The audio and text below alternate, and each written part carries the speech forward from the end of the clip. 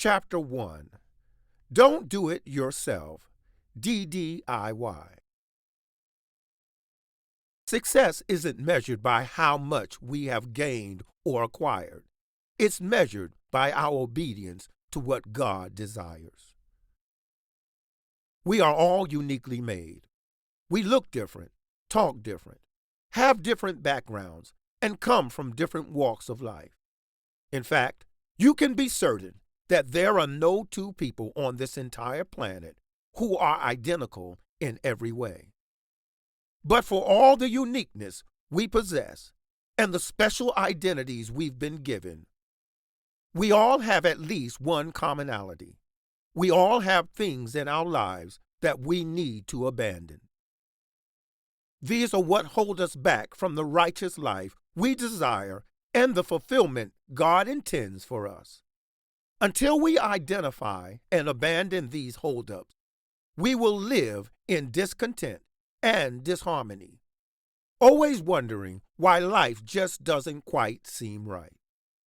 I've seen the enemy gain access to people's emotions and from there take it further and further until life seems like a hopeless cause, time and time again, because they rush through life off kilter without making time to get straightened out, strengthened, and renewed in the presence of the Lord. They push aside the need to be silent, to be still, to rest, and to wait. As a result, their perception of things around them gets twisted and thrown out of balance. Doing too much too fast has worn them down, causing them to lose their focus and ability to see things the way they really are, and making them hold too tightly to things that are best released. This problem isn't unique to our society or to today's culture. We know that from the beginning of time, humans have done these same things. In fact, we see this reflected as early as Genesis, where we read the story of a dysfunctional family of 4: Mom, Rebecca, Dad, Isaac, and 2 boys, Jacob and Esau, who, despite being twins, could not have been more different. For all their differences, Jacob and Esau both had things they needed to abandon. Jacob, younger than Esau, yet prophesied to rule over him, was anxious to take what he could as soon as humanly possible to achieve his higher status. Esau, spoiled by his father, and handed the family birthright simply by virtue of being the older twin, took for granted all that he'd been given. Esau needed to abandon his spoiled ways, and Jacob needed to abandon his desire for immediate gratification and status. Both of these character flaws come to a head in the book of Genesis, where Esau easily disregards his privileges and Jacob barters and deceives his way into the privileged role. Flaw number 1: if only. Jacob, Esau, Isaac, and Rebekah would fit right in on one of today's reality shows. Spoiled Esau, petulant and deceitful Jacob, scheming Rebekah, and checked out, irrelevant Isaac. Frankly, there is probably some of them in all of us, especially Jacob. Jacob's greatest character flaw, independently pursuing desires, no matter the cost, is unfortunately common. We have this tendency to hold tight to something we place great value on, such that we would lie, cheat, steal, and use trickery to get it, just as Jacob did. In those moments, we would do anything rather than abandon our heart's desire for something out of reach, or to be someone, anyone, other than who we are. Instead of waiting patiently to see the fruits of God's will, we push forward with selfish calculation to achieve instant gratification.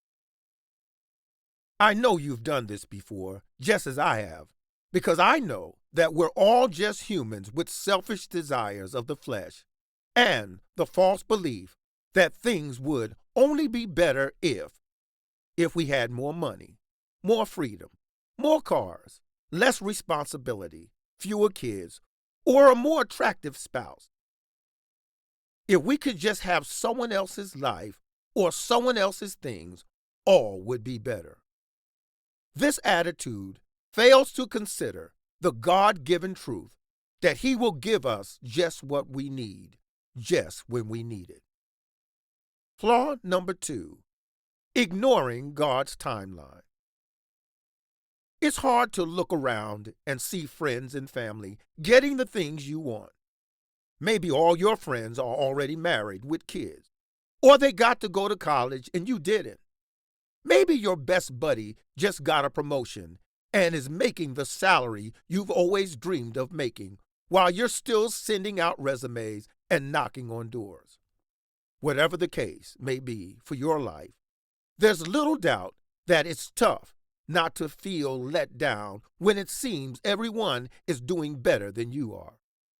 In those times, when you feel like life just hasn't caught up to where you want it to be, take a step back and honestly assess where you are versus where you want to be. Ask yourself why you want to be somewhere else, and examine whether you're actually taking the right steps to get there. If you honestly feel you're doing the things that will eventually take you to the place God desires you to be, then don't panic and just keep doing what you're doing. You're already in a good place, filling yourself with God's word, presence, and community. All you have to do is wait patiently. The things God has planned for you have simply not yet fully come to be, and that's okay. Maybe you're in the single and eating instant noodles in your apartment season right now. Maybe you're in the overwhelming and sleepless night season of raising a young family. Wherever you are, try to sit back and enjoy it while also taking or continuing to take the steps necessary to get you where you want to be next. If you reach the point in life that has you thinking it might be time to take the birthright and run, perhaps you hate your job, or your spouse has become more roommate than soulmate, and you spend most nights wondering how things went so terribly wrong. That's when the time is right to stop listing the if-onlys and start understanding that God has made many difficult sacrifices to give you your unique identity. Trust Him to give you a life that does not need escaping from, and start living the life that God has already given you. Because the greatest man-made schemes and ideas won't help you become a better you. They will only create bigger, more harmful barriers between you, God, and living a life fulfilled. Flaw number 3. How can I fix this? Early on in the story, we saw Jacob take matters into his own hands. He asks himself, how can I get what I want? Be who I want to be. How can I fix this situation to my liking? You see, Jacob looked to himself for the fix. In fact, the name Jacob represents independence from God. Sure, our society values independence, but independence from God is never a good idea. Instead, we must do exactly the opposite. We must give our entire selves freely to God. I know that sounds scary. It's hard to let go of something we're used to holding on so tightly. But abandoning your life to God isn't about losing control. It's about placing the control back where it belongs, in the hands of the very one who created us, who knew us before we were in our mother's womb, who has a purpose and a plan for us, and who deeply desires us to move from just existing to living a life fulfilled. See Jeremiah 1:5, 29:11, John 15:16. It's time to stop worrying about the how and put your trust in the who. Flaw number 4. Give me versus make me. Using a worldly and self-focused perspective, it's no wonder Jacob tried such crazy things to take what Esau had. The Bible describes Esau as a real man's man and the favorite son of their father. Jacob, on the other hand, was a plain man who lived in tents and made soup, a mama's boy. See Genesis 25:27. Not very impressive sounding, is it? But for all his manly strength, Esau lacked Jacob's intelligence. Jacob had no trouble figuring this out, nor did he have any qualms about using his superior intellect, a misuse of his gift from God, to get what he wanted. Much like Jacob, when we don't like who we are or what we do, we begin to compare our lives to the lives of others. When we make these comparisons, almost without fail, we find that other people seem to have better lives than us, and we try to capture what they have and transform ourselves into something we're not. The problem with this is that we can never be who God intended us to be if we're struggling with all our might to be like someone else.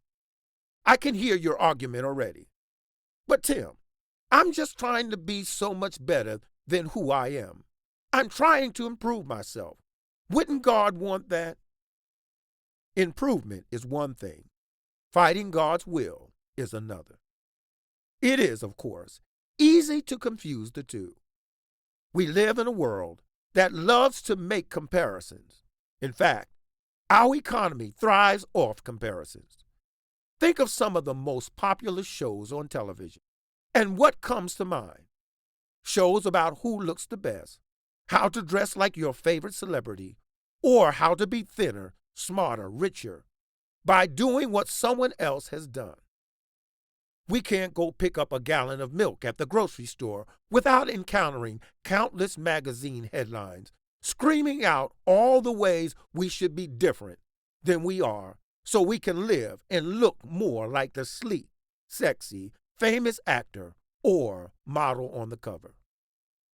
Back in Jacob's day, the comparison would have been to those around him with more prestige and power. And Jacob, of course, was a twin. And as a twin, there was likely no end to the comparisons made between him and Esau. Esau was their father's favorite and the one to hold the birthright.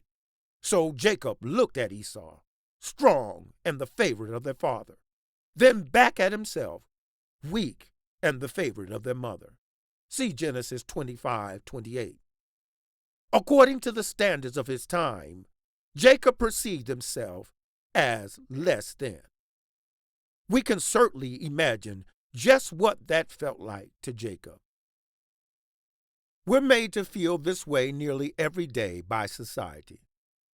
When I was a young boy, Christmas was my favorite time of year. I was especially excited about Christmas when I had been very good. In the days leading up to Christmas, my parents would tell my siblings and me to make a wish list of all the things we wanted. And if we were really good, we would get those things, at least one of them anyway. I would excitedly make my list and be on my best behavior, waiting for Christmas morning to come around. We would wake up early and head for the tree, where we would tear open our presents. I remember that I was always so happy with what I had gotten. I felt like I had hit the Christmas present jackpot. But as the morning calmed down and I began to look around to see what my brothers and sisters had gotten as their presents, I felt a little less happy. Their presents seemed better somehow than mine. Cooler, more exciting, more fun. Or maybe I counted mine and only got to 10. But when I counted my brother's or sister's presents, I counted 12. Perceiving that I was lacking something, I went from elated to deflated and felt the hurt of being less than. When I compared what I had to what they had, in my mind, I came out the loser. I imagine Jacob felt just like this. But even more so, because he wasn't just counting his siblings' presents, he was counting the very worth he had in his parents' eyes. He would have felt like the lowest of the low, never good enough for his father, spending his time hanging out in the kitchen with his mom, cooking the meat Esau had hunted down and brought home to feed the family. Unfortunately, Jacob didn't realize that God would never anoint him to be anyone other than who he really was. And so he continued to dwell on his self-defined problem of being less than Esau, instead of giving thanks to God for being the very person God created him to be. Instead of comparing and wanting to be someone else, can we agree to try a different approach? Can we agree to abandon the man-made mentality of who we should be and cooperate with God to be his version of who we really are? You are a rare, one-of-a-kind, valuable, and precious child of God. It's time you started believing that. But how? Jacob redeemed. How can I be who God wants me to be? Being who God wants you to be is a two-step process. You must be willing to follow him, and then you must actually follow through by being obedient to what he is directing you to do. Be willing. Taking the first step by deciding to be a follower of Christ is just the beginning of your long journey hand in hand with God. There will be times when you feel God's presence more than at others. And it will be up to you to readjust your course when you are feeling off. This willingness to readjust comes from your love for God and from believing he knows what's best for you. Being willing is actually the easy part. It means, among other things, that you pray when you can and read the Bible when you can. You even go to church if there isn't a big game on or you aren't too tired from a late Saturday night out. But willingness is empty if it isn't coupled with obedience. Being willing without being obedient is a bit like saying you're sorry, but then doing the same thing over and over again. Willingness is easy. Obedience is hard. And while the sorry is important for placing yourself in a position of humility in front of another, its value really comes in the future action or non-action, depending on what we're talking about. It's the same with willingness and obedience. There's value in humbling yourself before God, saying boldly, "Mold me, God, into what you want me to be. Use me, God, for your good work according to your will." But the true value comes after that. The true value comes in each and every act of obedience to God's answer to your willing supplication. It cannot be, "Mold me, God," except for asking me to give up my powerful job. I need this powerful job so I can feel good about myself and make money for my family. God, I would be willing, but I'm just scared. I won't be able to pay my bills if I follow the path I hear you telling me to take. There's no obedience in this action, just confirmation that you will do things your way because you either aren't really sure God will be there to see you through, such as to make sure you can pay your bills, or you simply don't like the direction he's pointing you. It's funny how clearly we can see this in other people's lives. When we see this happening to our friends or family, it's easy to give them the advice that they need to let go and let God. And when we say it, we believe it. We know that's the right way to live and the right thing to do. But when it comes to applying that truth to our own lives, well, that's an entirely different story. Isn't it amazing how easily we can see other people's shortcomings, mistakes, and wrong turns, but how difficult it is to see our own? In the beginning of his story, Jacob seemed to have the willing part down pretty well. When blessed with a vision from God, Jacob's dream, Jacob praised God and vowed to worship him, should God choose to keep Jacob in the way he wanted to be kept. But for all his willingness, Jacob failed to reach the level of obedience he needed. This is, in fact, why the renaming was necessary. Unless and until Jacob gave his all in obedience to God, God could not do his work in Jacob. I would guess that for a lot of you reading this book, this probably describes you. You've got the willing part down. It's the obedient part that trips you up most of the time. Be obedient. Obedience is where the rubber meets the road. Continuing the above example, obedience is where the "I'm sorry" turns into real-life action and denying self. Being obedient means that not only do you believe God knows what's best for you, but you also follow his path. That's when you pray. You ask for God's will to be done, and you actually mean it. Being obedient means applying God's living, breathing word to your life. It means turning from Jacob to Israel. It's much harder to be obedient than willing because obedience requires a true denial of self. You may be willing to live a righteous life, but seem to just somehow never quite get there. Why? Because when you see something you want, you take it.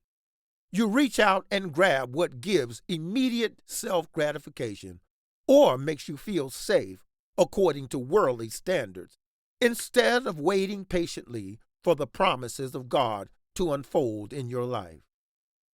But ask yourself, how amazing would your life be if you were willing to examine the inventory of your heart's shelf and throw out those areas where you find yourself living in disobedience?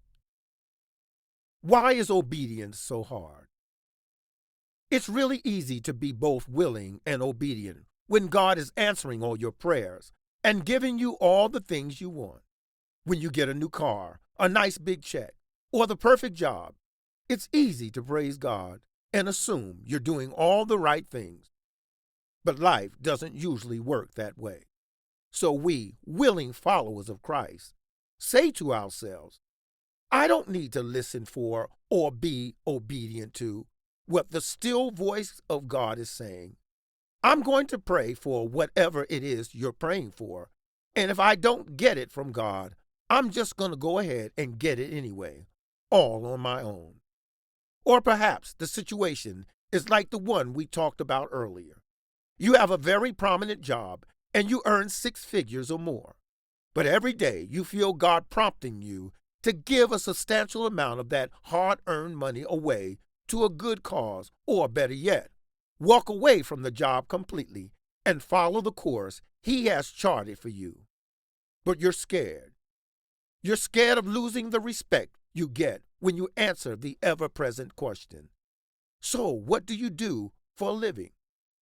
You're scared you won't be able to live on a 5-figure instead of a 6-figure salary, and you don't trust God's will to provide for you in your moment of need.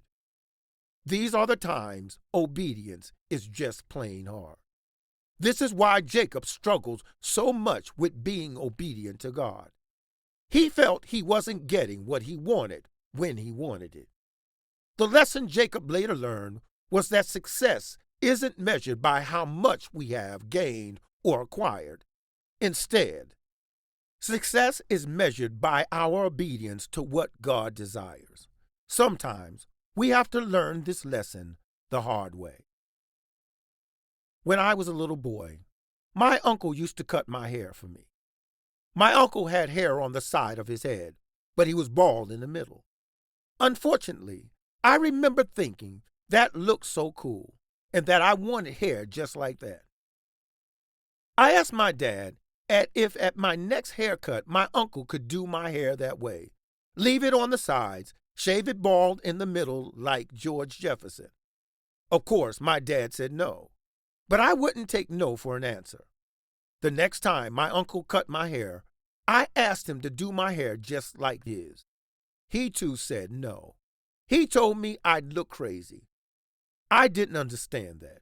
I didn't think my uncle looked crazy, so why would I? I decided to take matters into my own hands.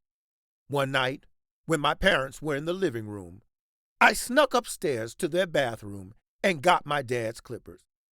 I proceeded to give myself the perfect haircut, shave bald right down the middle. As you can imagine, it wasn't the perfect haircut at all, and I realized right away that I had done something pretty awful. I slowly cleaned the hair off of myself and out of the sink, then began the dreaded walk down the steps to the living room, where there was no way I could hide my disobedience from my father. In fact, I wouldn't be able to hide my disobedience from anyone. It was there for all the world to see. My father took one look at me and burst out laughing. After he finished laughing, I expected full well for him to give me instructions to pick out a belt of my liking for some sort of discipline. But he didn't, because he knew that wearing that haircut around day in and day out until all the hair grew back was punishment enough. God treats our indiscretions in the same way. When we get impatient to have things go our way and shun obedience to God to pursue our own path, the enemy steals in. God doesn't then punish us in these moments, but instead lets the natural repercussions of our disobedience happen. To avoid this altogether, we would be well off listening to God, following His rules, and waiting for His blessings to fill our lives. If we don't, we will suffer rather than be filled with the blessings God has in store for us. Remember, the right way is not your way. It is not the easy way. It is not the instant gratification way. But it is the abundant way. It may be true that the path cut out for you is completely different than the one you imagined. It may be true God is asking you to make some bold, gut-wrenching decisions. Those decisions are scary, especially if you're living an easy life right now. But you must remember that while the task of being you may be difficult at times, it is always necessary. God has great things in store for you, things that will give your heart and soul fulfillment on a level you never even dreamed possible. It's going to take a real leap of faith to move from willing to obedient. But I promise you won't be sorry. For thought, if you're being honest with yourself, in what areas of your life can you be more obedient to God? What are some of those areas in your life you wish God would simply not notice? Have you noticed some areas of life where it's your way over God's way? One place to start to answer that last question is by eliminating the junk and clutter from your life, which is what we'll focus on next.